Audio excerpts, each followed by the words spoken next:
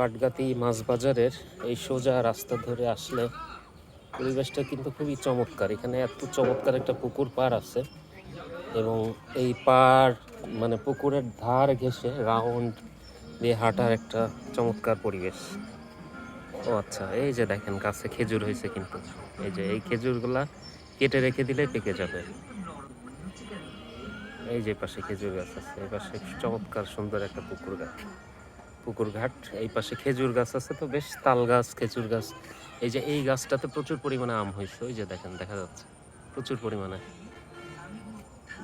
আর আর এখানে এই যে এই তাল গাছটা দেখাইতে চাইছিলাম আপনাদের, প্রচুর পরিমাণে তাল হয়েছে এই গাছটাতে।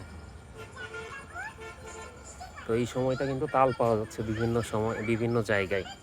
পরিবেশটা কেমন লাগলো অবশ্যই কমেন্ট করে জানাবেন, এবং টুঙ্গিপাড়ার যারা মাছ